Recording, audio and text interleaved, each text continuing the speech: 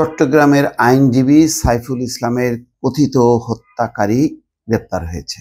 তার নাম চন্দন দাস। খুব নাটকীয়ভাবে তাকে গ্রেপ্তার করেছে পুলিশ। দর্শক, আপনারা জানেন যে সেই চিন্ময় দাসের মুক্তির দাবিতে যে ক্ষোভ বিক্ষোভ চলছিল ইসকনের সদস্যদের, তারই একটি পর্যায়ে আইনজীবী সাইফুল ইসলামকে নির্মমভাবে কুপিয়ে হত্যা করা হয়। সেই হত্যায় অংশ নিয়েছিলেন 25 থেকে 30 জন।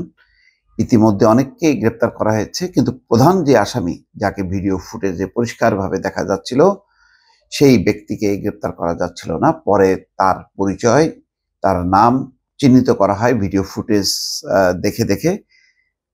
তারপর তার বিরুদ্ধে গ্রেপ্তার অভিযান বা পাকড়াও করার জন্য অভিযান শুরু হয়, কিন্তু ততক্ষণে এই চন্দন দাস পালিয়ে যায়। এই চন্দন দাস চট্টগ্রাম নগরের কোতোয়ালি সেবক কলোনির বাসিন্দা এবং পেশায় সে হচ্ছে সুইপার। বুধবার রাতে কিশোরগঞ্জের ভৈরব থেকে তাকে গ্রেপ্তার করে পুলিশ। সেখানে রেল স্টেশনের পাশে মেথরপট্টিতে শ্বশুর বাড়িতে যাওয়ার পথে তাকে গ্রেপ্তার করা হয়। তার মানে বিভিন্ন জায়গায় জায়গায় সে পালিয়েছিল। তারপরে পুলিশ ওৎ পেতে ছিল এবং তারপর তার শ্বশুর বাড়িতে যাওয়ার পথে তাকে গ্রেপ্তার করা হয়। পুলিশ বলছে আইনজীবী হত্যা মামলার অন্যতম আসামি এই চন্দন। তিনি কিরিচ হাতে কিরিচ নিয়ে দেখছিলেন যে কোপানো হচ্ছিল যে 2-1 জন, তার মধ্যে ছিল এই চন্দন। তিনি কিরিচ হাতে আইনজীবীকে কুপিয়েছিলেন। ভৈরব থানার ভারপ্রাপ্ত কর্মকর্তা শাহিন মিয়া বলছেন যে চন্দন রেল স্টেশনে ঘোরাঘুরি করছিলেন। রাতে তার শ্বশুর বাড়িতে যাওয়ার কথা ছিল, কিন্তু তার আগেই খবর পেয়ে তাকে আমরা গ্রেপ্তার করি। তাকে চট্টগ্রামে নিয়ে যাওয়া হচ্ছে। চট্টগ্রাম নগর পুলিশের অতিরিক্ত উপকমিশনার কাজী তারেক আজিজ বলছেন যে গোপন তথ্যের ভিত্তিতে খবর পেয়ে পুলিশ ভৈরব থেকে চন্দনকে গ্রেপ্তার করে। আইনজীবী হত্যার ভিডিওতে কমলা রঙের গেঞ্জি আর কালো প্যান্ট পরা ছিলেন চন্দন। জানি না এখন এই চন্দনের মুক্তির জন্য কলকাতায় প্রতিবাদ মিছিল বের হবে কিনা, ভারতের পররাষ্ট্র মন্ত্রণালয় কোনো বিবৃতি দেবে কিনা, এটা এখন দেখার অপেক্ষায়।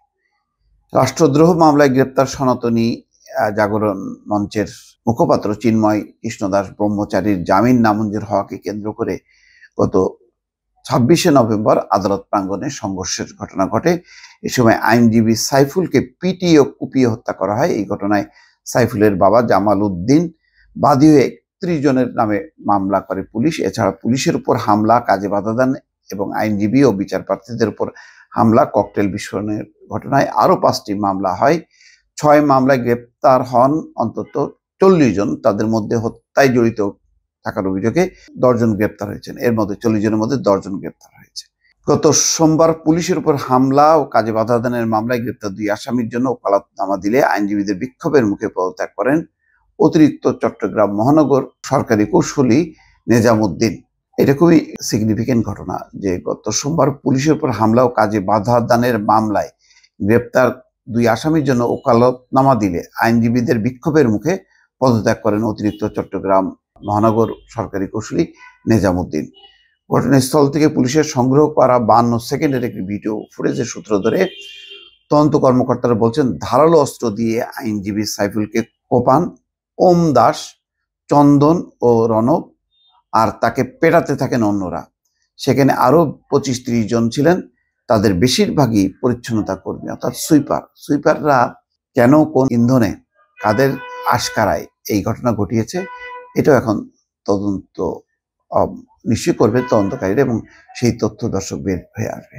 ভালো থাকবেন। আল্লাহ হাফেজ।